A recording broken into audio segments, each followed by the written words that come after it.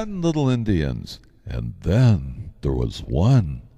Remember your grandma reading you that Agatha Christie story as a kid? You remember that, don't you?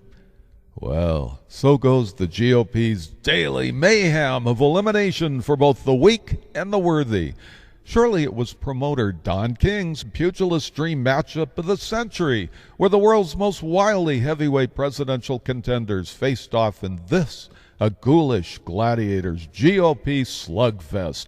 It was a drunken, gratuitous, barroom brawling entertainment straight from Caesar's Roman Colosseum, replete with a plethora of sufficiently prurient pummeling blows that didst render splattered blood enough to satiate every spectator's pervy delight.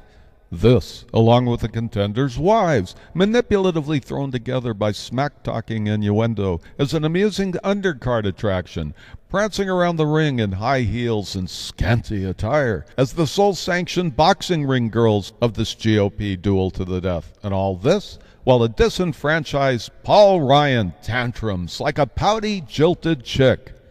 God, do I love politics. Are we having fun yet? With only those 2 Republican Indians left, the morning of Donald Trump's most apocalyptically auspicious day of the Indiana primary, you gotta been asking yourself from the very beginning who'd be that last one standing.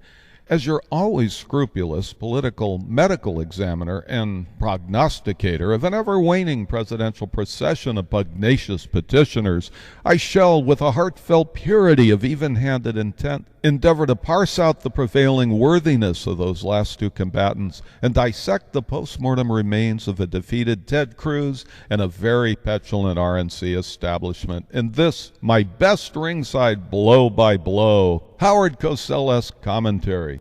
Like a drowning man ever grasping at straws and completely out of touch with reality, lying Ted Cruz, right up to his self-inflicted meltdown demise in Indiana, was still hysterically stoking the ego-tripping presidential aspirations of his would-be fantasy administration, trying to read the wind of his make-believe constituency. And considering the fact that he had, at that time, absolutely no earned viable path to the Republican nomination whatsoever, Ted Cruz, in a futile gesticulation of abject desperation, had prematurely and most embarrassingly announced Carly Fiorina as his very early vice presidential running mate, as if this pathetic proposition of frivolously distracting political chicanery would have made any difference at all against the overwhelming force of a Donald Trump presidential tsunami.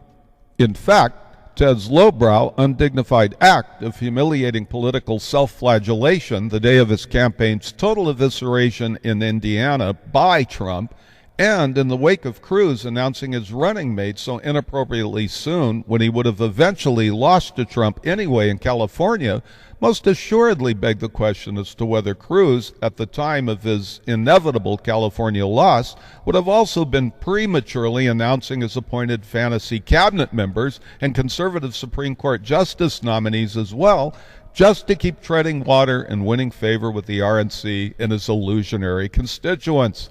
The stunningly deranged megalomania of Ted's arrogance and self-entitlement is beyond human perception, but it was perhaps the melodramatic news conference the morning of his Indiana primary where, straight from the 1952 zeitgeist of Fenway Park in a Boston Red Sox moment of revealing clarity, that Cruz, emotionally imbued by the apparition of shortstop Jimmy Pearsall, finally revealed the full measure of his psychopathic machinations.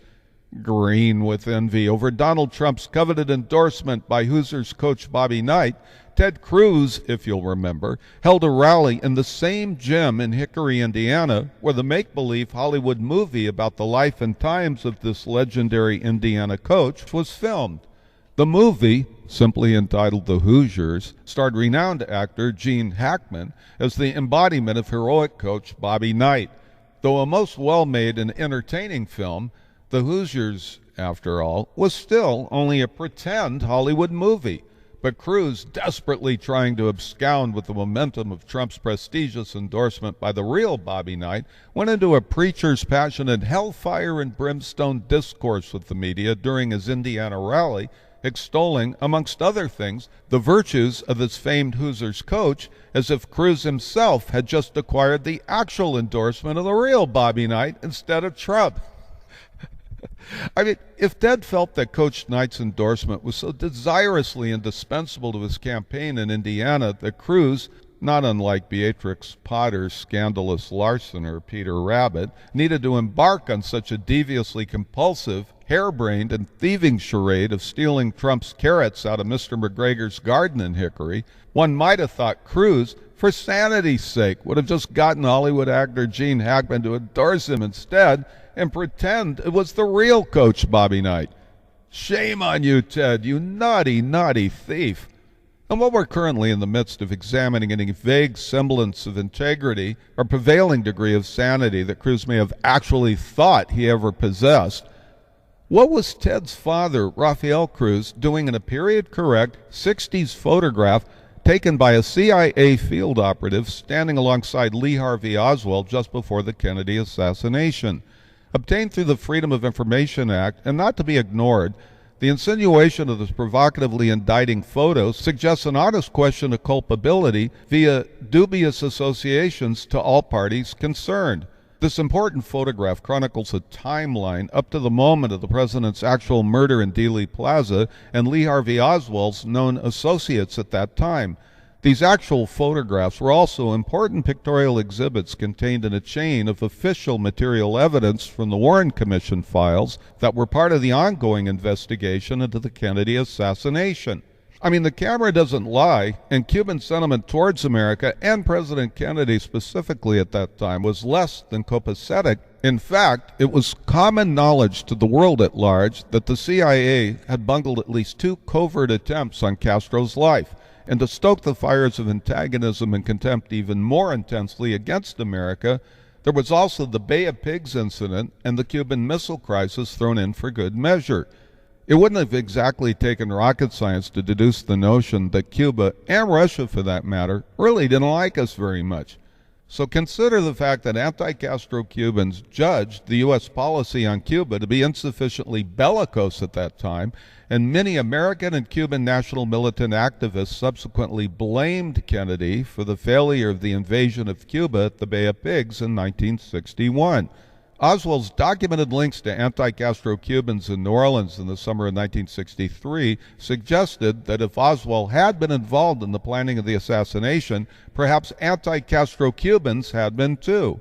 It certainly makes sense that if elements of the anti-Castro movement were behind the assassination, and Cuban-born Rafael Cruz wasn't just taking a leisurely walk in the neighborhood that day when he quite randomly just happened upon Lee Harvey Oswald and his cronies when this picture was snapped, the question then becomes, what was he doing in this picture at all? And since he was obviously there in person and appeared in the CIA-obtained photograph of Lee Harvey Oswald under his own volition, then what was Ted's father, Rafael Cruz's, true association with Oswald?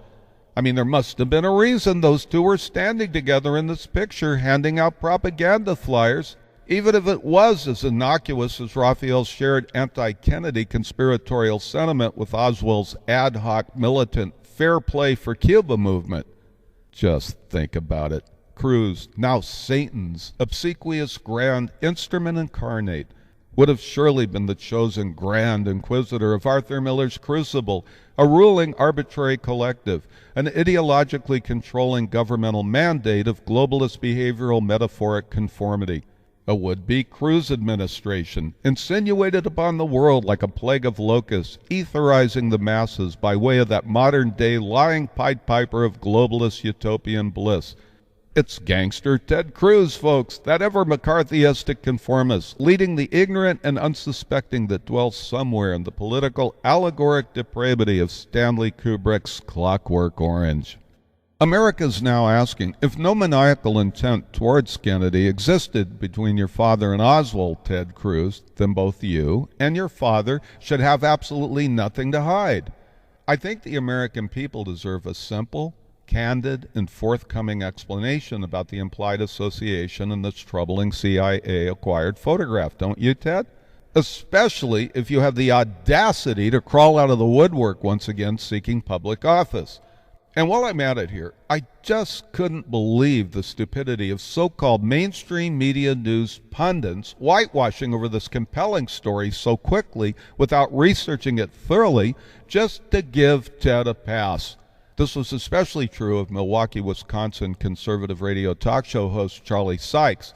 I mean, if the know-it-all, blowhard, lazy, pontificating Sykes had spent less time embarrassingly shilling himself for Ted Cruz just to hold on to his 15 minutes of national media fame with the RNC, and more time doing a thorough journalistic background research query instead on Cruz, a pathologically flawed Meshuggah candidate, Sykes might have actually gotten his coveted 16th minute of additional national media fame, exposing Cruz by way of telling America the unsettling truth about him.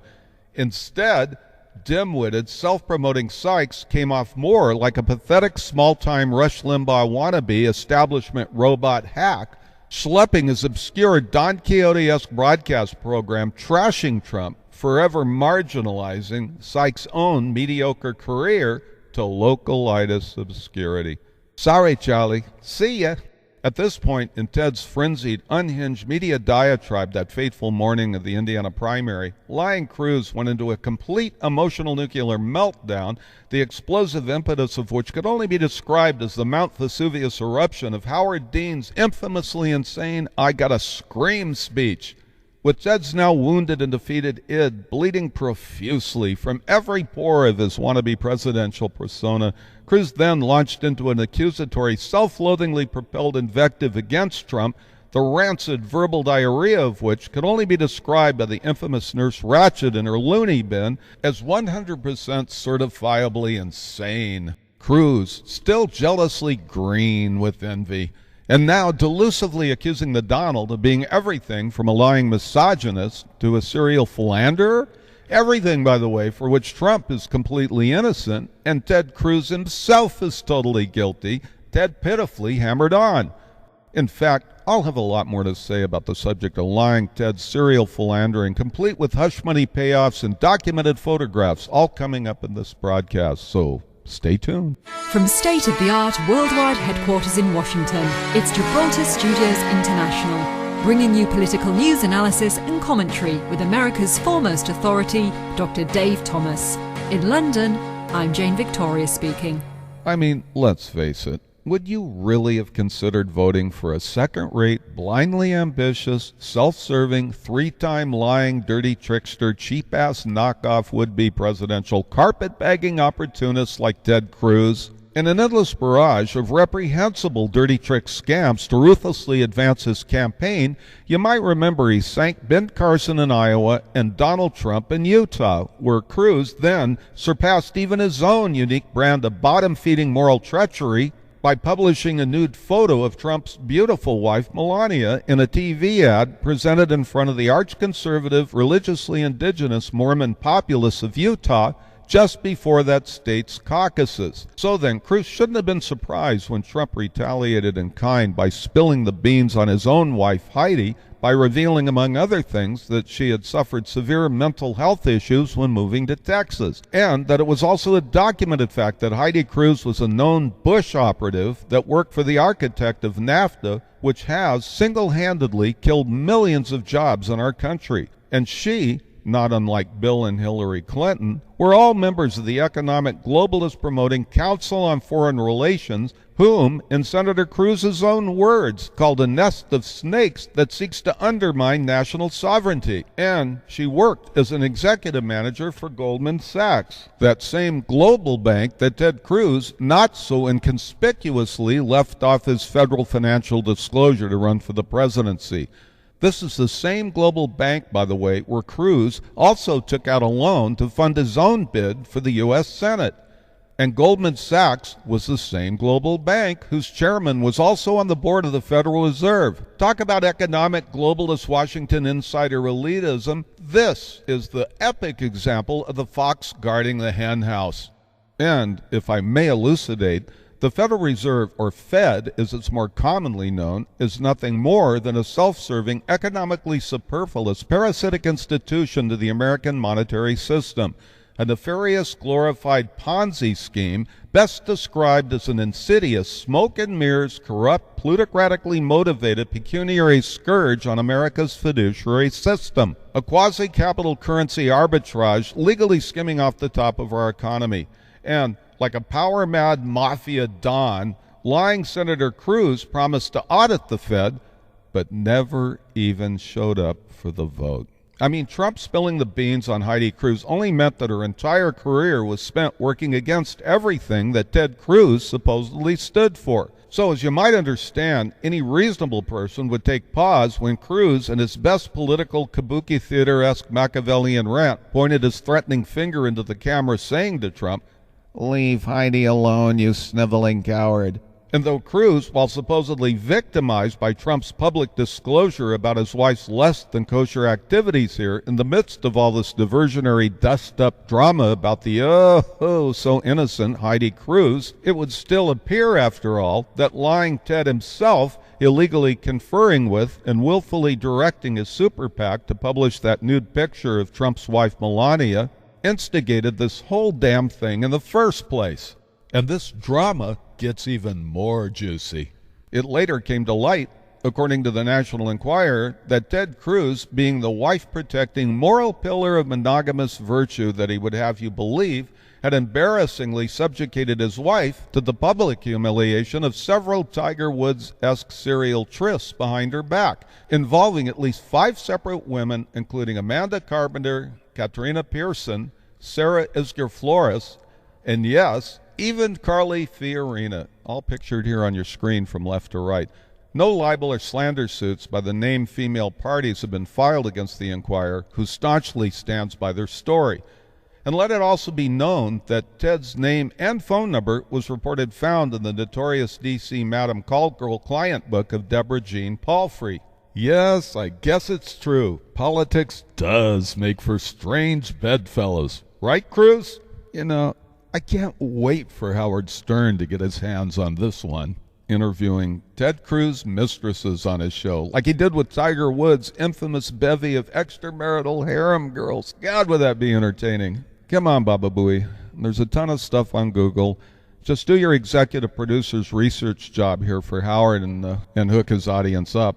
So, doesn't all this make you wonder, how much did womanizing Cruz really care about protecting the alleged fidelity of his marriage, faking affection for his wife, while habitually trolling out of the corner of his eye for some strange?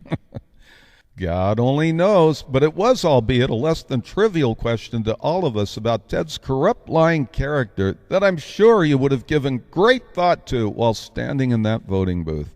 Cruz, while still licking the self-inflicted wounds to reputation and character sustained by the National Enquirer's inopportune attentions to his serial philandering, is now busy fending off their scrutiny into major hush money that was also rumored to have been illegally paid to his numerous participating female consorts, courtesy of the Cruz and Farina super PACs as damage control to squelch the Enquirer's pesky investigation. Furiously backpedaling against the onslaught of public condemnation, and now precariously close to the edge of total political self-destruction, Ted then tried to advance a diversionary smokescreen theory ensconced somewhere in the opium pipe of his delusional reality that Trump had morphed into an evil, misogynist, woman-hating pig. Come on, Cruz. You should have quit spin-doctoring while you were ahead. Did you honestly think that smart, sophisticated, self-determining American women would ever buy into that buttload of crap? Come on. This is a ridiculously unfounded insinuation in lieu of the fact that Trump hires thousands of female workers throughout his vast worldwide companies. Many of them are long-term trusted employees at the executive management level. And before going off half-cocked, Ted Cruz, you should have also kept in mind that Trump is a devoted family man surrounded by a lovely immediate and extended family unit comprised of smart young sons and an adorable new baby grandson, Theodore, along with his beautiful, highly accomplished wife and daughters. And if you'd remembered that Trump also strongly endorsed many of the tenets of Planned Parenthood from the very beginning of his campaign, confirming them to be staunch advocates of preventative and protective female health issues, you might still be in the race, Ted. Let's see. How does that old sage saying go, Cruz? People who live in glass houses shouldn't throw... Well, you know the rest, right? But did lying Ted Cruz learn anything at all from his campaign? Oh, no. Cruz just went right ahead on, saying any BS thing that came into his head, no matter how outrageous it may have been, just to get his sorry lying ass elected, right? You gotta have been thinking the American voters were pretty gullible, ill-informed, and stupid, didn't you, Cruz? So why not just tell Iowans again, just one more time, what you really thought of New Yorkers? Stupid, stupid, stupid Ted. You dumbass. Hey, let's face it, lying Ted Cruz is the typical lightweight, no-talent, monkey see, monkey do, monkey see, monkey do, and self-hyping copycat, slimy, insincere politician that he was, and who's never had an original or creatively inspired socioeconomic concept of leadership in his own ego-tripping head ever, ultimately and quite shamelessly plagiarized off Trump's stump each and every one of Donald Trump's originally fought for and courageously installed visionary planks of the would-be new Republican platform. And why would Cruz have done this? Because he was a corrupt, power-mad schmuck that couldn't dream up any inspired visionary platform planks of his own and could only steal off Trump's bold and insightfully pioneering party platform agenda for all Americans. And because the Trump planks are a deeply inspirational and empathetically insightful resonating truth into the American collective psyche, calling for a balanced budget, including fixing the inequitable monetary deficit with our trading partners in Mexico, China, Japan, and other countries. A secure southern border with a stout wall to keep out all undesirable illegal aliens. Jobs back in America that were lost to Mexico and China due to the corrupt incompetence of the Bill Clinton administration and its globalist implementation of NAFTA. Take back the leadership of the free world and eliminate ISIS now. No more screwing with our Second Amendment gun rights, and no more so-called sanctuary cities that harbor illegal alien felons in America. All illegal aliens who are felons sent back to their own countries.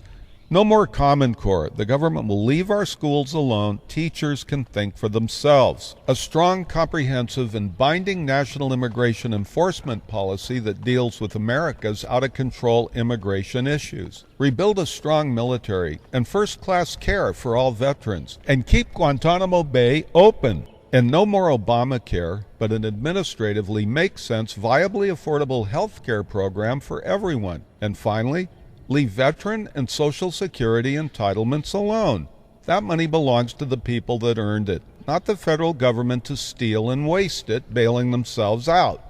And as politically incorrect, populist-oriented, and philosophically untenable as these platform planks may seem to a Reince Priebus, Paul Ryan, Rich Lorry, Karl Rove, or Mitt Romney, and all the other privileged, insider, monomaniacal, fat cat, backroom, cigar-smoking, wooden Indian power brokers that they be in the RNC, they're still, nonetheless, the original Trump planks of the new Republican Party platform.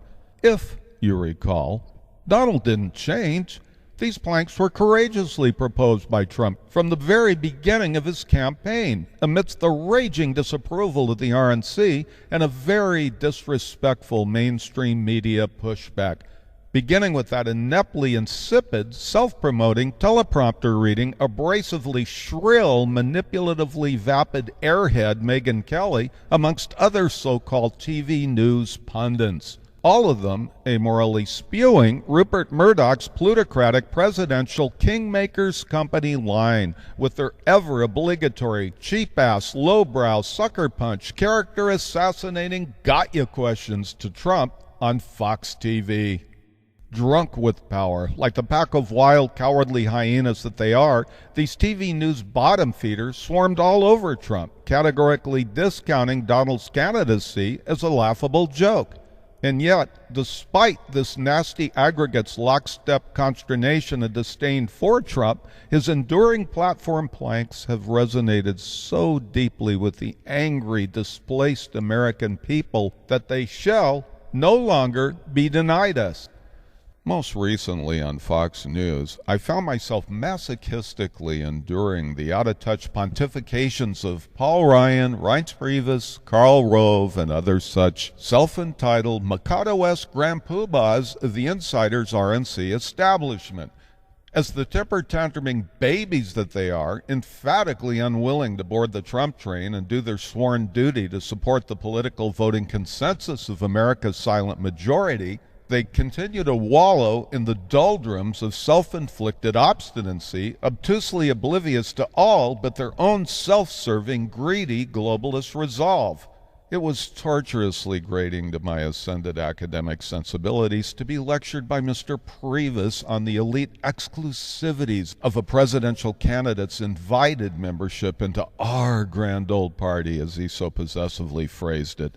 We invite you to compete in our Republican Party, where we set the ever-changing rules, he droned on.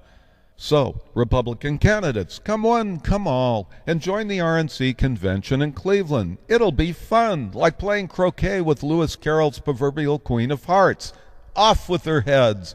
It won't matter if you won your state delegates fair and square in the electoral process. We'll just steal them from you anyway and give them to the RNC insider that we want instead of whom the American people voted for. Then we'll hide the moral inequity of our delegate theft behind the insane complexity of our ever-changing but ever self-accommodating RNC rules.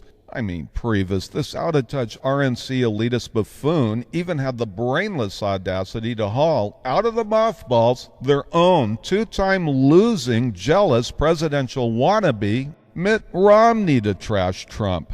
And in lieu of the seemingly unstoppable Trump train, Paul Ryan's recent emotionally cautioning TV speech to America of an RNC's impending doom if Trump were elected just reeked of a malodorously entitled globalist big corporate elitism. Can you imagine the out-of-touch delusional arrogance of Paul Ryan with his witch's pointy nose and chin, elongated giraffe neck with Dumbo elephant ears sticking out of his head, and snotty-nosed little boy's face pontificating to you about what's best for America? Ryan being the totally soulless, unoriginal, starched-up, buttoned-down, anal-retentive, squared-away, mindless, wooden-headed, Bush-esque, globalist RNC insider robot buffoon that he is? Look more like a ridiculous young nerdy college frat boy on TV, desperately trying to pitch his local fraternity chapter to elect him as their one and only presidential savior. You know, regardless of the politically correct claptrap Ryan's saying now about not wanting to be the Republican presidential nominee, just keep in mind he said the same damn thing about not wanting to be the newly installed Speaker of the House, but went right ahead on and gladly accepted the appointment anyway when it was presented him.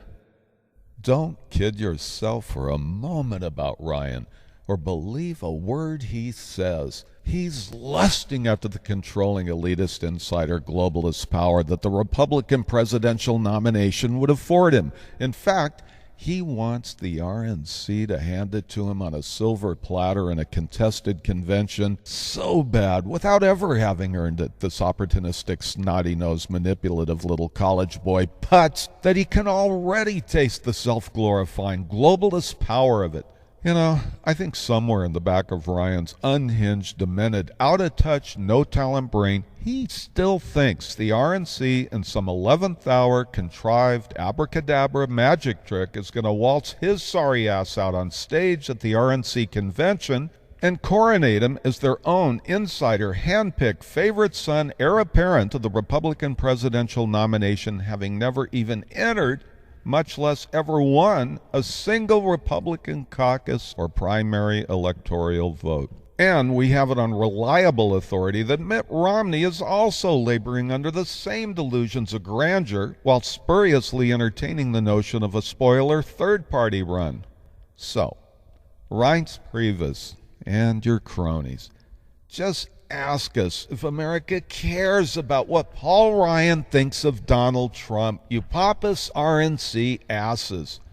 And while we're at it, America was just wondering what infinitesimal semblance of credibility globalist Mitt Romney might think he actually has to the American people that he would endeavor to shamelessly and opportunistically be the RNC's self-appointed bagman in trashing Trump. Yes, Mitt, with that signature smug-ass smile of privilege on your face, and being the shameless, opportunistic corporate rating carpetbagger that you are, and you would dare to arrogantly trot yourself out of forced, self-inflicted retirement as the ultimate RNC henchman to trash a man of Trump's stature and accomplishment in this world? God, are you just stupid or what? Who do you think you're trying to sell a pig in a poke to here in America? Don't you get it, Mitt Romney? You wannabe presidential poser. You're just so yesterday's news, you unworthy choke artist buffoon. You and Ryan both. God almighty, could these RNC imbeciles be just more out of touch with the American people? And if all this RNC arrogance of insider entitlement wasn't so pathetic, it might actually be very SNLS comical. So listen up, Lauren Michaels. Hey, Lauren, remember, I am available for hire to write this skiv for you, so if you have the sapience of mind to produce it, give me a call. Hey, Rhines, while you're just sitting there nursing your self-inflicted PMS headache, I got a parting shot for you, and some news for you, too, so listen up. You got it completely wrong with Americans, so quit hiding behind your ever-changing RNC rigged rules. It's just so totally over for you and your RNC cronies. It's now our Republican Party, not yours. Get it? You might want to wake up, buddy boy, and smell the coffee, and get aboard the Donald Trump train express, or it'll leave your ass behind. You don't have an elitist establishment, old cronies, big business as usual, RNC controlling Republican go-to-boys club anymore, calling the shots. Haven't you been noticing? Well, supporters aboard the Trump train sure have.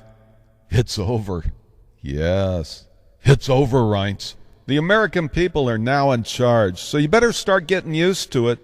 The American people are taking back the party and the power and you and your phony would-be brokered Republican National Convention and secret dump Trump backroom strategy meetings in Florida with your globalist Paul Ryans and your Mitt Romneys, Rich Lorries, Karl Roves, and Sean Spicers no longer have a place in it with the American people anymore.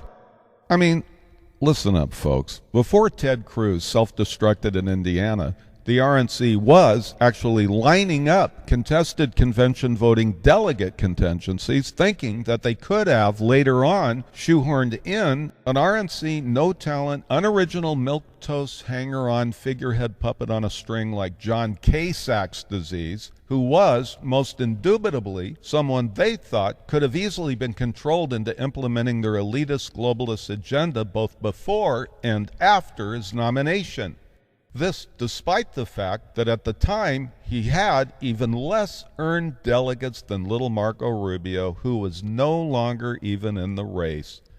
Well, you can surely take my word for it when it comes to divulging these insane backroom first RNC shenanigans.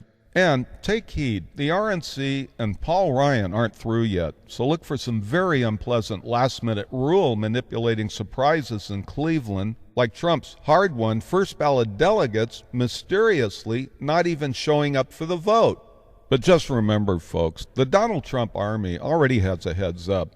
And if the RNC thinks they can pull the wool over the American voters' eyes, the insider, power-mad, globalist-promoting RNC can just think again.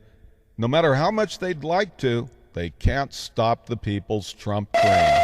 If you haven't noticed, Donald Trump, against all odds, has courageously established and doubled down on the brand-new People's Agenda for the American Republican Party, based on his accomplished international business acumen and a corresponding sociological common-sense vision for our country and the rest of the world. Don't you see? Donald gets it. He gets it completely. And that's why he resonates so deeply with the millions and millions of disgruntled New Republicans, crossover Democrats, and independent American voters that he has single-handedly brought into the party. We are all loyally voting for him, and only for him. And the globalist promoting RNC better listen up, because there's nothing you can do to change our minds, so just live with it. Hey, Rhines. Hey, Ryan. Hey, Romney. And all you other out-of-touch RNC morons. Quit acting like the pouty, jilted chicks that you are. We're dumping you. And in my native Atlanta GA Southern dialect, I say to you, Hamwisi, baby. America's throwing your sorry ass off the Trump train and dumping y'all forever. We're salvaging any remaining fragmented socioeconomic truths left over into the one super streamlined revolutionary spirit of the new constitutionally compliant Republican pan-political party that no longer acknowledges the Republican elitist status quo. Our party is that of the people's political truths, not the controlling elitist special interest coffers. This is the day of the liberated American pan-political. As our founding fathers before us, in the nationalistic, patriotic spirit of '76, this is truly the dawn of a new day, and the dawn of our new Republican Party, of which I am proud to be a member and proud to have coined its name. This now a sacrosanct covenant between that of Mr. Trump and the American people was created in Lincoln's original abolitionist, Republican, patriotic, populist spirit of '76 to serve all Americans, not just the elitist few. And this party was created by Mr. Trump to truly make America great again. So listen up, RNC. We're on the march, and without apology, we are the proud people's new pan-political Republican Party. You best remember that name because it's now upon you. So, RNC globalist dimwits, just buck up, shut up, and rest in peace, 6 feet under where you belong. And think about this. That's right. There is no more traditional Republican Party in America. There is no more traditional Democratic Party either. There is now only the Republican pan-political party. Even a possible Trump third-party movement, if necessary, that has totally discarded the corrupt, special interest, big corporate, globalist agenda-laden ripoff of today's aforementioned irrelevant, politically polluted, and traditional derelict party platforms. Remember that these corrupt, greedy, globalist, elitist parties never, ever cared about the American common people that they were entrusted to serve. They are, but now, only the stench of rotting dinosaur carcasses, along with their irrelevant bones and skeletal scaffolding, all an affront to the perceptive intelligence of the astute new American voting sensibility. Out of touch and obsolete, the RNC politically elite, greedy, and self-serving power mongers that they be have now been consigned by a people's consensus to the back pages of America's political history. The RNC special interests will go, but most unwillingly, kicking and screaming into a Cleveland sunset, most inevitably the way of all discarded biological waste, into the sewer of greedy oblivion from which they came. And the American people will rise once again, prevailing in the promise of a God-given birthright, earned by courageous fire and blood through the travail of ages. Freedom's cry resolute, a crucible's wage be paid on the eternal battlefields of liberty and justice for all. In Washington, I'm Dave Thomas.